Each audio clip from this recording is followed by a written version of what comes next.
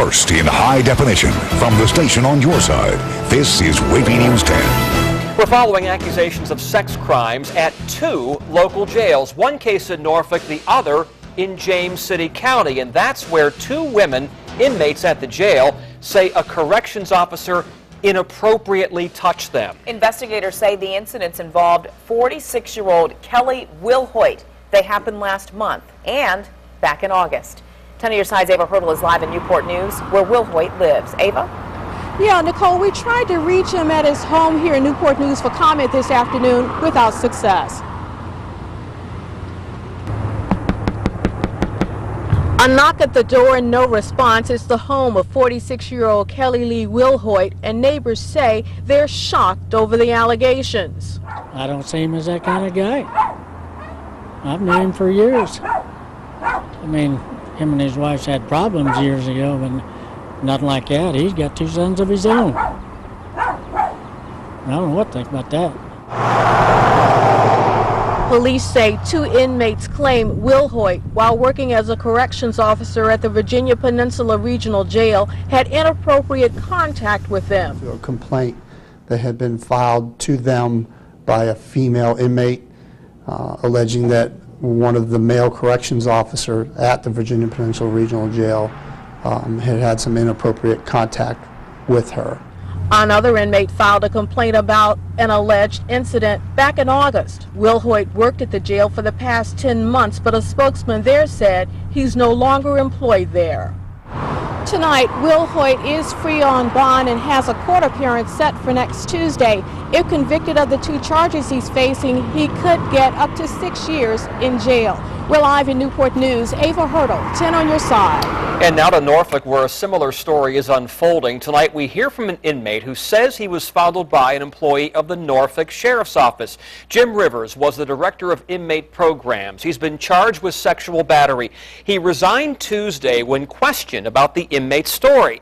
Then on your side's Ann McNamara spoke to that inmate. So what is his story, Ann? Tom, the prisoner tells me he was on one side of the bars and Jim Rivers was on the other when Rivers reached through and touched him inappropriately.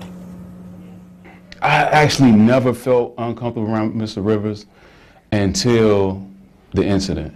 In a jailhouse interview, 35-year-old Marlon Fuller says he had a good relationship with inmate programs director Jim Rivers. He would pat you on the back. He would guide his hand down to your lower back and keep it there. Or I would be talking to him and he would kind of poke me on the thigh while I'm talking to him, or pinch my hip on the side. And I really didn't think anything of that. But now... Last week, Fuller wrote a letter to 10 on your side saying he was sexually battered by Rivers, a civilian employee of the sheriff's office. Rivers' job was to oversee programs that teach life skills. Fuller says he was studying for his GED this month when Rivers came to check on him. I was asking for a calculator to study, to help me study for math. Fuller says the 2 joked back and forth as they talked. He says Rivers first slapped him on the back of the head in a playful way. And then he said, come here, I'm not going to hurt you. And then he reached through the bars with his right hand and grabbed the back of my jumper. And then he reached in with his left hand and went up and smacked my private area. Fuller says he backed away from the bars. He says Rivers continued talking as if nothing happened. 10 on your side stopped by Rivers' home Wednesday to get his version of the story, but no one came to the door. A spokesman for the sheriff's office says Rivers resigned Tuesday when questioned about the inmate's story. And Fuller knows people are questioning him too. For one, I'm not facing a lot of time. I'm not going to be in here for many, many years. 2, I'll take a lie detector. You know, will he take a lie detector? You know, I know the truth and he knows the truth.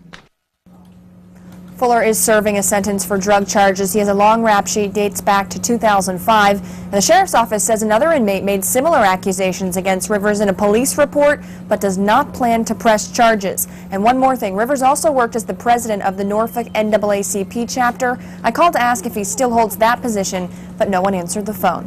I'm Ann McNamara, 10 on your side. And Rivers will make his first appearance in court Monday morning. Newport News police say they now know the identity of all 3 suspects in an attempted robbery that ended in a shooting and police chase. Officers are looking for 25-year-old Cordaro Parham and 20-year-old Cornelius White. Detectives say 3 men barged into a home on North Chalice Court on March 21st. They held a couple and a 5-year-old child at gunpoint. Police say they shot a man, then took off. An officer spotted the getaway car a few minutes later.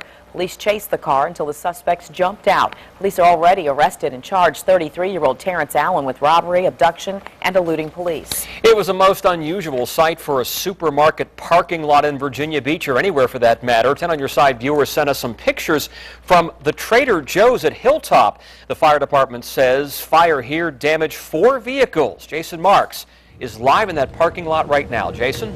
Yeah, and some of those vehicles are still here, Tom. This all started at 12:15. Police are telling us that it began in this car right here, a Volkswagen Beetle. You can see the damage, and eventually it spread to other cars that were all around it.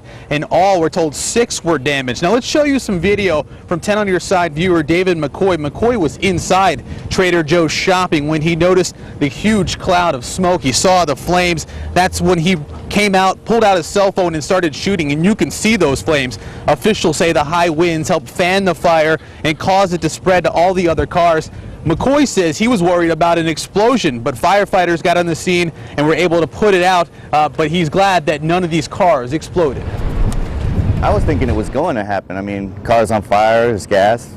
I would think it would blow up. Yeah. But it's pretty crazy, though. You don't see something like that every day. Not at all. Never. I've never seen that before, actually. And once again, here's what this Volkswagen looks like. Firefighters saying it started in this car. It was an electrical fire somewhere in the engine that started it, and then obviously spread to the Range Rover right next to it, and also to this Acura. We're told 6 cars. Now 4 of those cars.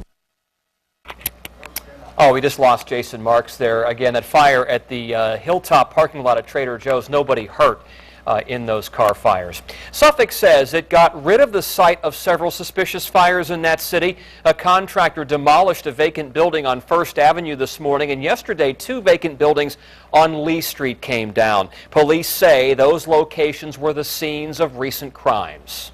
Lady Luck didn't shine on anyone in last night's Mega Millions lottery. No one matched all 5 numbers and the Mega Ball to win it all. Now the jackpot is the highest it's ever been, $500 million.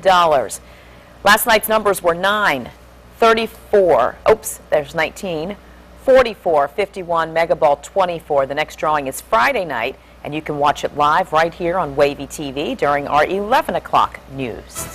It has a lot of people talking, employers checking out Facebook pages. Even Virginia State Police are accused of so-called shoulder surfing. Tonight at 5:30, why they say they're not breaking any laws. Plus, trucks all the time. All the time. This is Dr. Boone. She lives out here. There is now a proposal on the table that would take the Martin Luther King extension out of the project that deals with the tolls. That makes you happy, doesn't it? It does. I'll have that story coming up.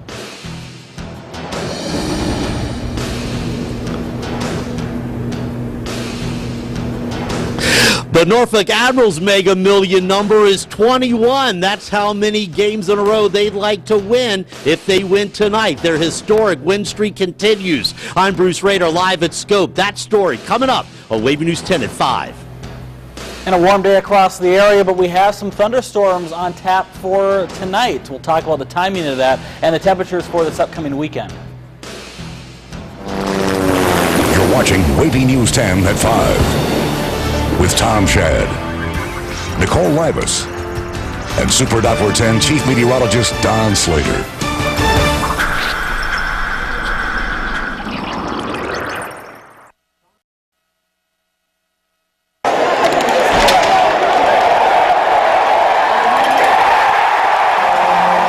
He shoots and scores. Win number 20 Saturday night at Scope tonight. The Norfolk Admirals will try for 21. 10 on Your Side's Bruce Rader is live at Norfolk Scope. so Bruce, 20 wins in a row. That's quite an amazing streak. Well, it is an exciting time to be a hockey fan in Hampton Roads. As you mentioned, the Norfolk Admirals are looking to keep their record-breaking win streak alive tonight against the St. John's Ice Caps. And for those of you that are not aware, the Admirals have not lost a game since the Super Bowl. What has now become a historic 20-game winning streak by a group of very young players is the longest winning streak in professional hockey. That includes all minor league teams teams and all NHL teams. Now, there are many reasons for this, including the play of this guy, 21-year-old Tyler Johnson from Spokane, Washington, who helped lead the U.S. to a gold medal in the 2010 World Junior Championships. Tyler has a streak within the streak. He scored 9 goals in the team's last 9 games. He and his teammates are enjoying this newfound celebrity very much. We're just playing our game, and bounce has been going our way, but we've been playing solid every game, and the team's looking good right now. We're really gelling, and hopefully can continue it. Can the Admirals make it 21 wins in a row tonight? Coming up on the 6 o'clock Sports Wrap, we're going to visit live with Coach John Cooper and talk about the remarkable streak live here at Norfolk Scope, and it's going to be packed tonight. I'm Bruce Rader, 10 on your side. All right, number 21.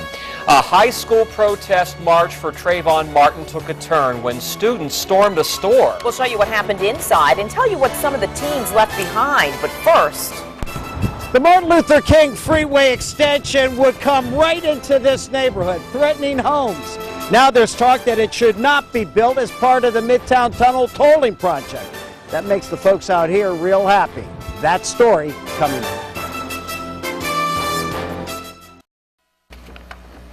today, budget negotiators are hammering out a compromise that considers an amendment that delays proposed tolls on the downtown and midtown tunnels. If you've been watching our station the last several weeks, you know no one has covered this story like 10 on your side, and we continue our Toll Watch reports tonight with 10 on your side's Andy Fox. Yeah, Nicole and Tom, yesterday we were the first to report the efforts of Suffolk Delegate Chris Jones, telling the McDonnell administration to cut back the $2.1 billion toll plan. Today, we went back to a neighborhood that would be heavily impacted by Jones's request to cut the extension of the Martin Luther King Freeway. All right.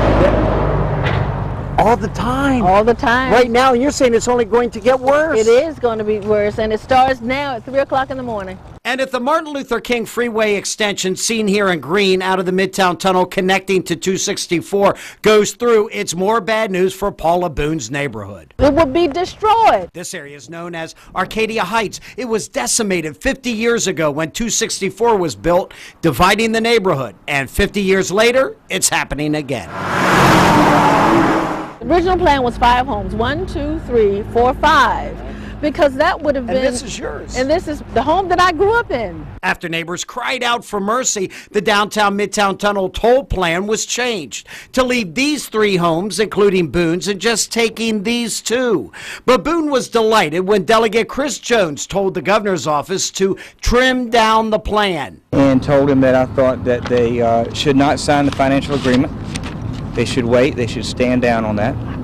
They should look to rescope the size of the project to take out the Martin Luther King Expressway. Music to Boone's ear. No Martin Luther King extension. I said, great.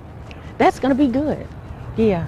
At least I'll have my home. We just may be in violation of the 1964 Civil Rights Act. In other Toll Watch news, Senator Louise Lucas has contacted the ACLU and the NAACP. They seem to think that this had enough substance to it that they could take another look. That's the reason why they're going to go to the national level with it. The Justice Department may be asked to investigate the VDOT Elizabeth River Crossings public-private partnership. That the proposed tolls create a wall, segregating the minority city of Portsmouth that is about 59% minority. Lucas wants an examination of possible violations of the Civil Rights Act of 1964 as it applies to the Federal Highway Administration. Portsmouth is being isolated. These minorities are being isolated from Norfolk and from Virginia Beach, which is where the jobs are, which is where the medical care takes place, which is where the education takes place at Norfolk State, at Old Dominion University, and other places east. Now, Lucas thinks the national organizations will give this a look. So to review, we have a pending lawsuit against the toll project.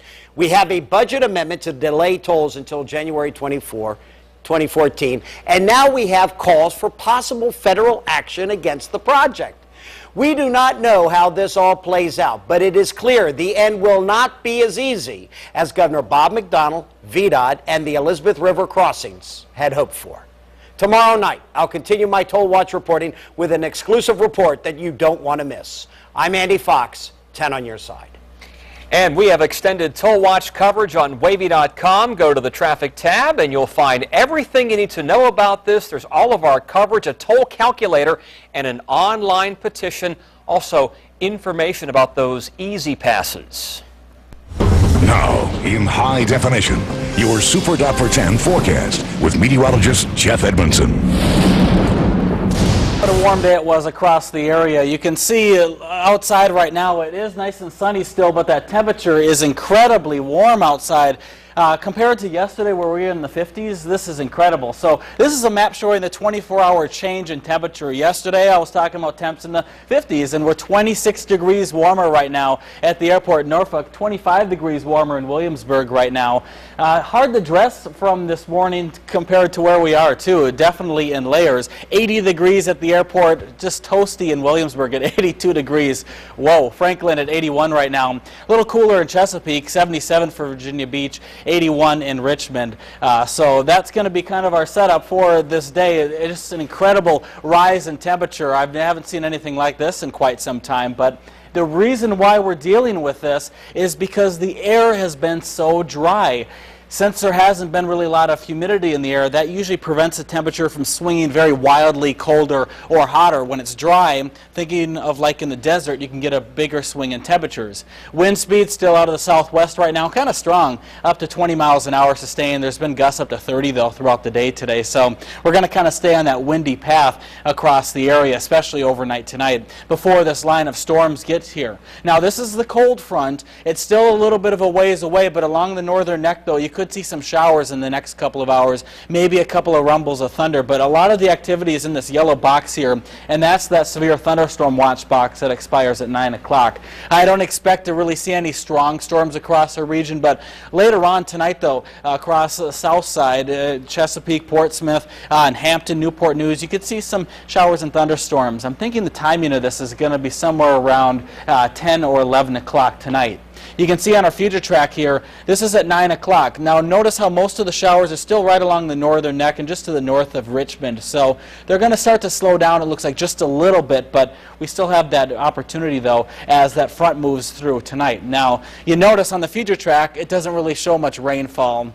There's another computer model that shows a bunch of rain, so it's kind of a toss-up. It's just basically going to be very scattered across the area is what we'll see with those thunderstorms overnight tonight. Now, as that front continues down to the south, things will clear out behind it, so we'll have some sunshine for tomorrow with a few passing clouds. I'd expect highs should be right around 70 degrees or so. But overnight tonight, though, lows aren't going to be anywhere as cold as we were this morning. Big swing in temperatures there. 60 degrees by 4 o'clock, 59 early tomorrow morning. Tomorrow we should make it up to right around 70 degrees or so, increasing clouds just slightly throughout the day. But that extended forecast is looking at still at a dry setup for tomorrow and Friday. Saturday we still have those storms in that day time forecast, but into the evening it should taper off and then we'll be clearer on Sunday. The gel nails manicure that lasts longer is growing in popularity, but part of that process could be hazardous to your health. We'll tell you how you can reduce your risk. And today it's the third and final day of the Supreme Court hearing arguments about the president's health care reform law. Will the High Court rule it unconstitutional?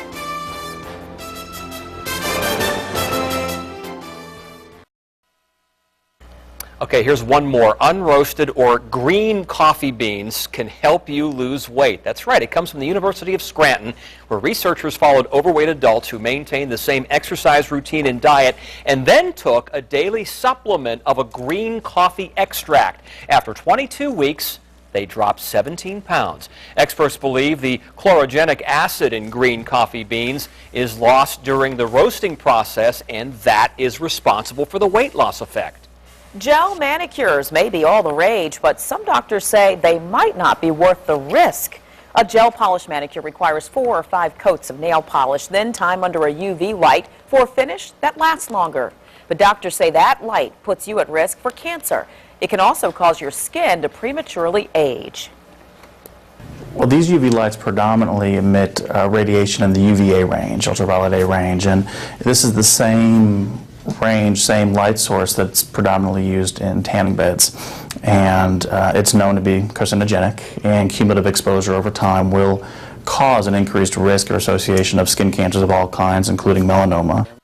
There is a way to reduce the risk. Doctors say if you're going to get a gel manicure, use a sunscreen with SPF 30 or higher and cut your exposure time as much as possible. Residents ran from a huge wall of smoke and flames. You're going to hear what started this and had them so panicked. And this new bike path in Virginia Beach is a welcomed addition for cyclists. But what happens when the path ends? 10 on your side asks the city for answers. That story is new at 5:30.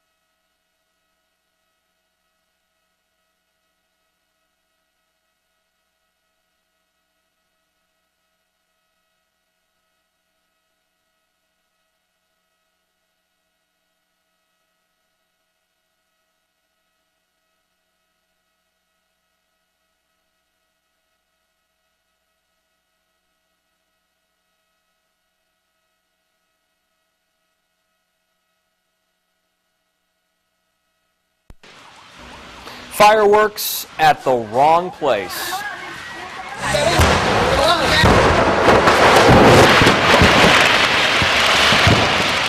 Wow, they usually don't look like that. This is a fireworks factory in Thailand. This also started several fires nearby. No one was hurt, and there's no word yet tonight on what caused that explosion.